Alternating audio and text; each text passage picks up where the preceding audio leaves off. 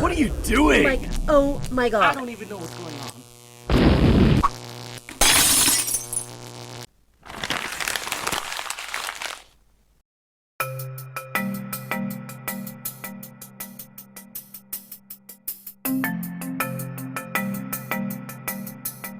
Player one.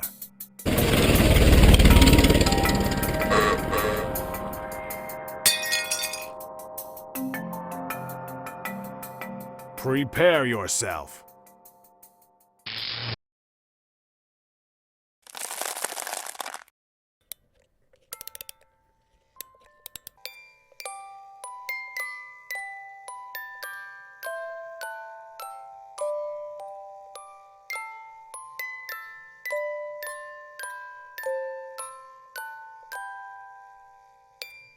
Happy holidays. I've got a gift for you. Buy 4 tarot readings or coaching session gift codes in any combination, and you'll receive 2 additional gift codes too. So use all 6 codes for yourself or share them with friends and family as holiday gifts, stocking stuffers, or maybe even birthday presents. These don't expire, so you can feel free to use them and share them throughout the year. Merry Christmas, and thank you so much for being my friends.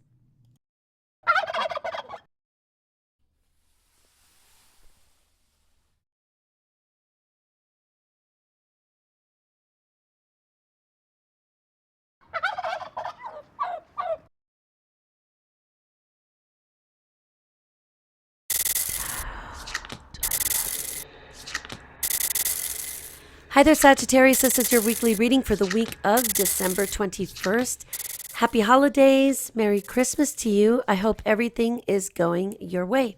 Monday, the card you've drawn is the 10 of Cups, and this is wonderful, obviously. It indicates that there is a sense of stability, and maybe you've got this wonderful hopefulness that things will just go well, and maybe they're already going well. Sometimes we see this card even when kids come from a home that is just a nightmare.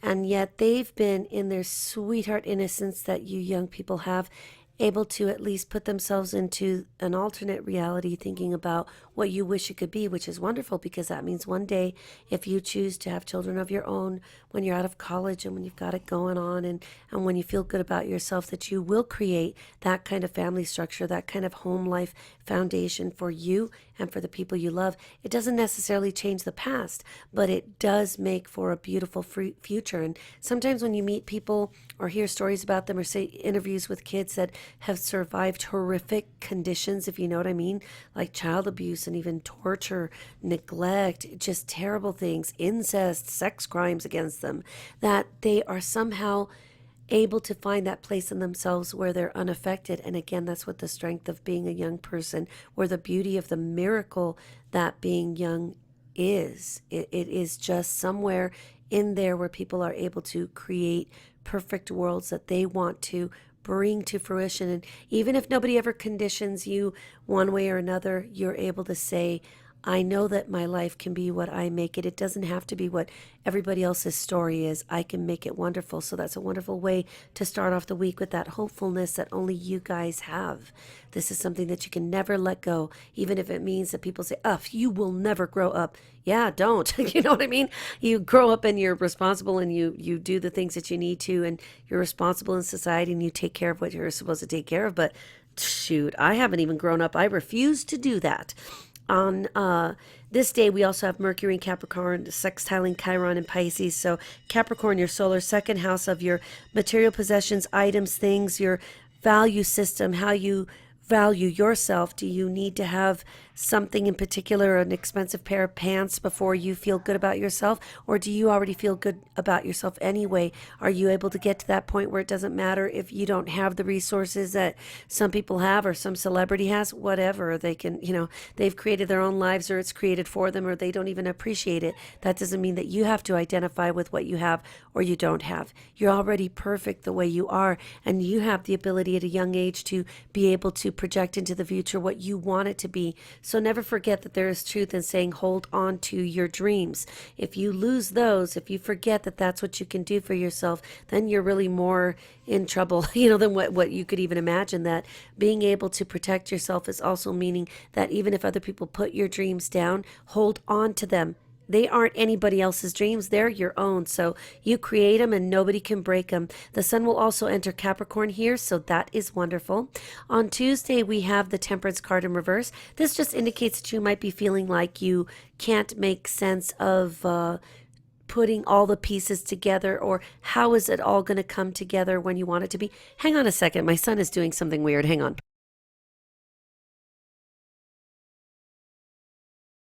Sorry about that, but at least he's doing voices and they're getting louder and louder. So anyway, the Temperance card here is talking about being able to put things together and make sense of them, even when you don't make sense of them. And if that doesn't make sense, let me try to say it in a way that it's just going to get worse from here. But anyway, even if things don't make sense and you know this, and you're saying, wow, I just can't put the pieces together, I guarantee you that they will come together on their own. I think part of it is with that moon in Gemini at this point, it just kind of is in the 7th house, your solar 7th house, making you feel like, wow, how do I put it together when the pieces don't fit? Well, look at them. Don't try to make them fit, because they will come together on their own. On Wednesday, we have the Knight of Cups, and this is a card that indicates that there is an offer or a proposal or the hope of this coming to you soon.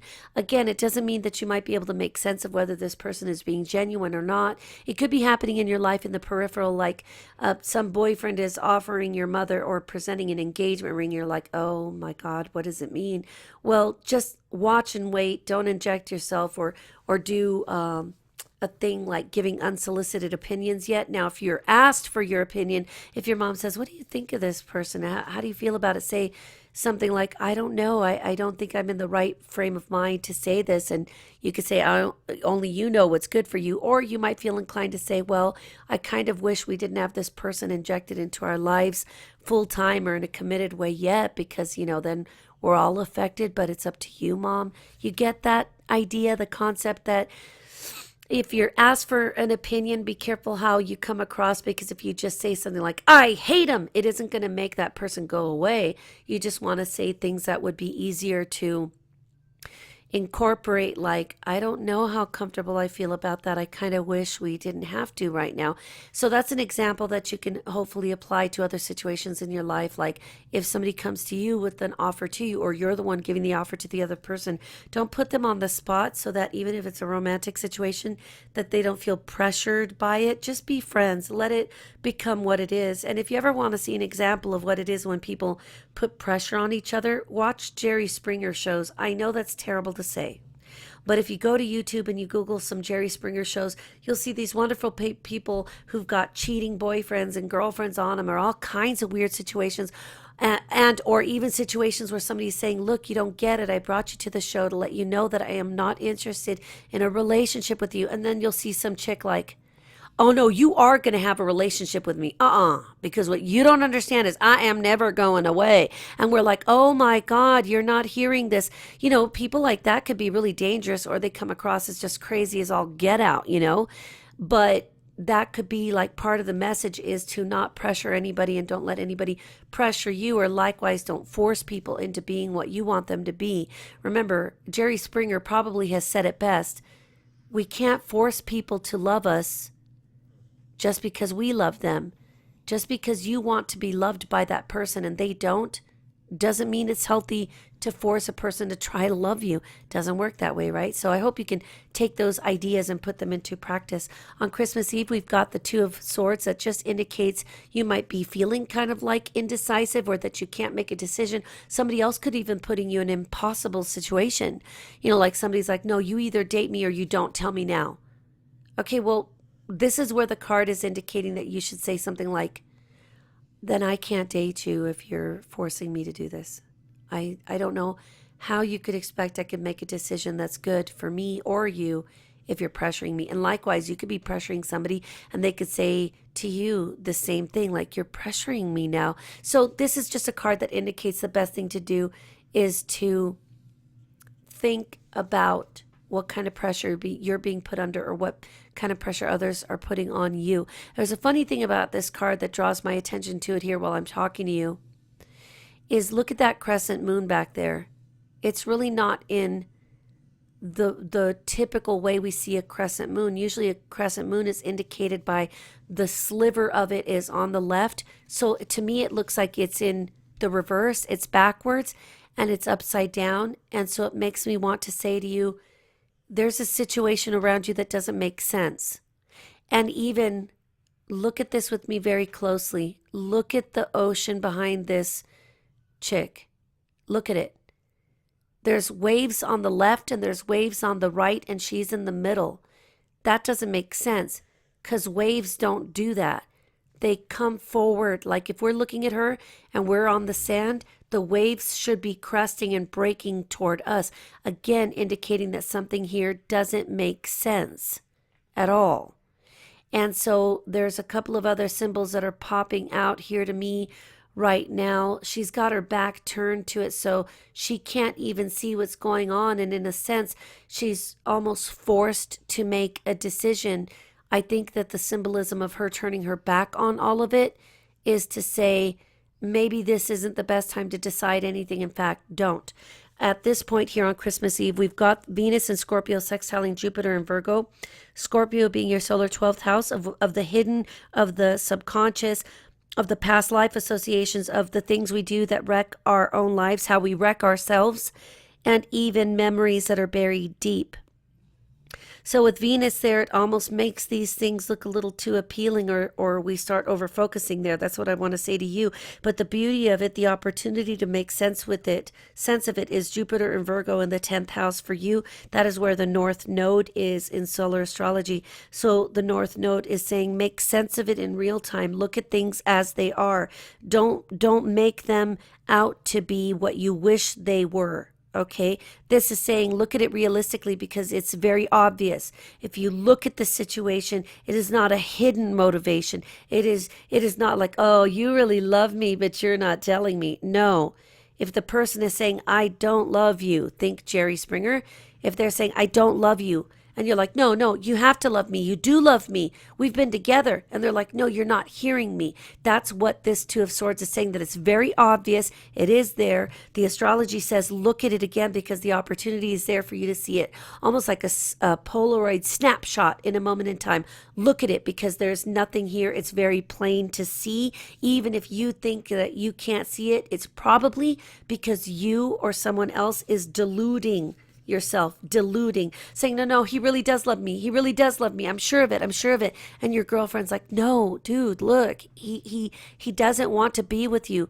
Deal with it. So I'm using different examples of things being very obviously, if not painfully real and true, but you are not looking at it this way. Well, good. Don't make a decision, because it is exactly what it looks like. So in one way, I want to say, don't make a decision. And on the other side, I want to say, take the blindfold off. Look at it right now real quick, because it's very easy to see. That also is here on the precipice of this full moon in Cancer, which we'll talk about here in a second. Also, Uranus is stationary in Aries, Aries being your solar 5th house of romance, relationships, your creative side, your siblings, the people around you. They don't have to be biological siblings. They can be step siblings. So there's a connection here with almost an anticipation of something is going to make itself very clear. I think it's in a good way. Just look at it clearly when it comes. On Friday, on Christmas Day, we've got the Ace of Wands. So this is a eureka moment. I do freaking understand it. I see it, and I understand it. And it will not be so painful, because you'll be like, I get it. Use it and take the information from it as almost put it in your arsenal. Put it in your box of tools, of things that you can use in the future, because it's valuable. And I tell people, even my own kids all the time, even if there's a negative experience, stop right there. Do not walk away without taking the value from it. Even if it's a horrible situation and somebody broke up with you in an ugly way, stop and go, whoa. whoa, I got to get my consolation gift, my consolation prize. Where is it? Ooh, I see that sometimes people suck even when they pretend not to suck at all. And I didn't see it because they come across and appear so wonderful, but not everybody is wonderful, and that appearances and even attitudes can be deceiving. The full moon occurs at 11:11 a.m. Universal Time, 3 degrees Cancer, which is your solar 8th house of intimacy, secrets, the physical intimate act, or the idea of what a relationship to you brings together. And it could be in a friendship. It doesn't have to be a romantic sense. And what is the result of it? It's everything 8th house, which is naturally ruled by Scorpio. So think about secrets and illumination about these secrets. And you'll be like, dang, I see it now. That full moon will trine Neptune in Pisces, your solar 4th house of foundation. So even if it feels like it's a little bit like, boy, that's not what I expected, but hey, I'm good with it. It actually makes sense. Uranus will then station direct. It will go direct there. And so you'll start to see exactly what it was that you were probably sensing all along. Mercury in Capricorn, that solar 2nd house of values and material items and how we perceive them. What is value? Do I have to have an expensive vehicle or phone to be good enough? Like this kind of thing. This is where we get a semi-square to Neptune and Pisces. And again, that reality check that look. Even if you think that you'd be a badass with an expensive bag, expensive shoes, and a really nice car, no, you're a badass because you say you are. You're wonderful because you know you are. You are not what other people project onto you. Mercury in Capricorn will trine that Jupiter in Virgo, saying, hey, look, be who you want to be because nobody else can define who you are. Just because somebody says you're fat and ugly, you know what? They're full of it anyway. You are wonderful and perfect. You don't need other people's approval. Even though I know it's unrealistic to think that we're not sensitive to other people's perceptions of us or shit they say about us, trust me, you're the only authority on yourself and you're the only one you have to worry about. You are who you know to be, what you want to be. Even if everybody stood in a circle and put you in the middle and said, you're just an idiot, you could be sitting there smiling going, whoa, you guys are way off the mark, but whatever. I'll just wait here until the aliens pluck me out of your version of crazy. So just remember, you will have that eureka moment where you understand something, and it's wonderful because it's actually coming at a very appropriate time. This is a good full moon to end the year with.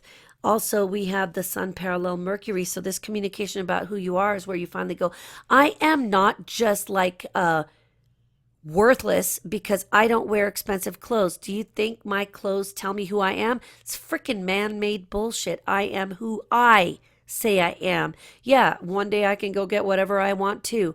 But look at you, poor pathetic individuals are only as good as you think your shoes tell you, boy. You could sit there and laugh all day at how one particular person has to have these really expensive shoes, and yet they're just a mess anyway, and they can't even do the same level of schoolwork that you're capable of because they spend all their time focusing on their freaking shoes. And it reminds me of a brother of mine, my middle brother, when we were kids.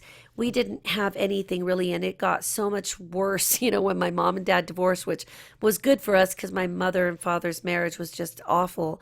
And yet, at the same time, he identified with weird things like having his pants, his jeans now, ironed perfectly with the freaking crease in them, and the perfect crease in his t-shirts. And then he'd take it, he loved these K-Swiss shoes, and they were white, which means impossible to freaking keep clean. And he would sit there spending all his time making it look perfect, and the truth was he was trying to control and perfect his appearance because he was so messed up because of my dad, God forgive him, and screwed up because of his choices and the people he hung around with ever since he was little. I mean, like ever since he was born, practically.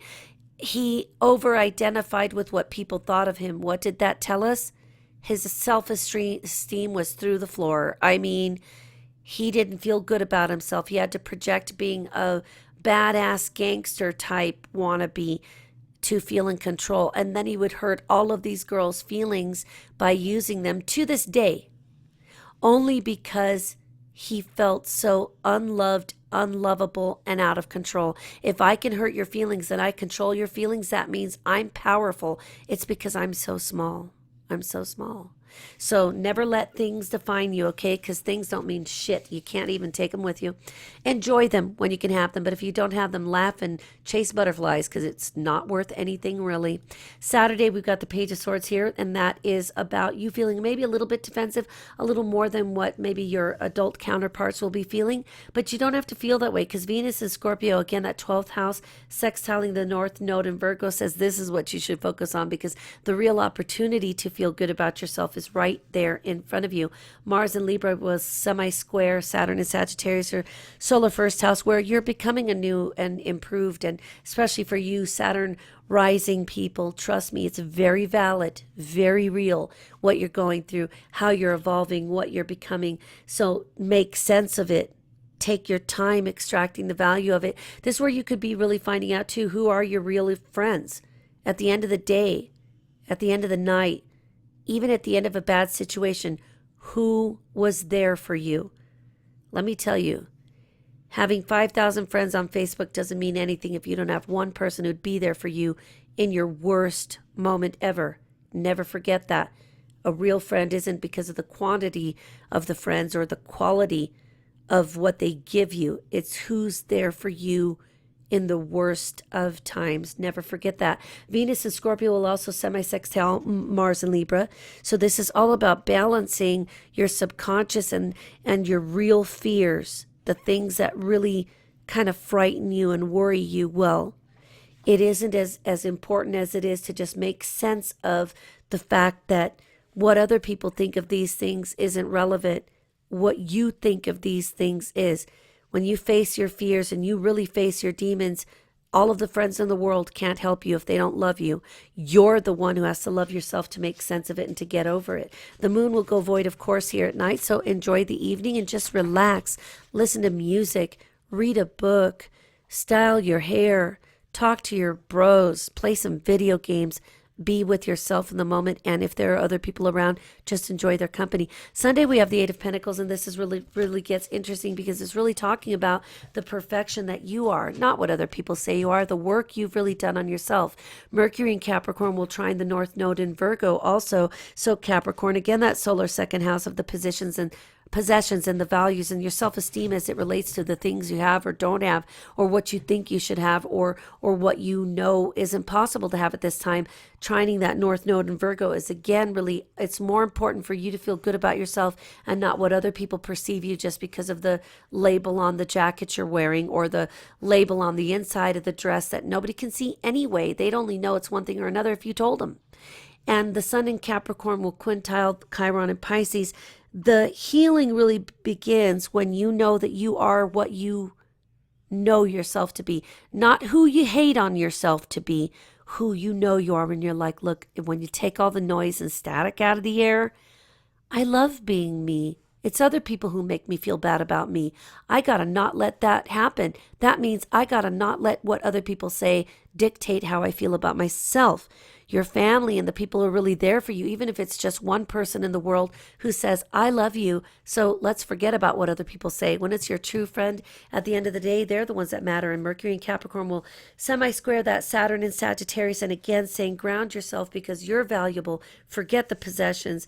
They break, they fall apart, they fade. Even the most expensive lipstick will turn to shit in a year. So it isn't about what it is that you believe people should value you for. It's who you are that makes you valuable. Never forget that. I wish you well. Wonderful, wonderful greetings to you for this holiday season. Merry Christmas, and I'll be talking to you soon.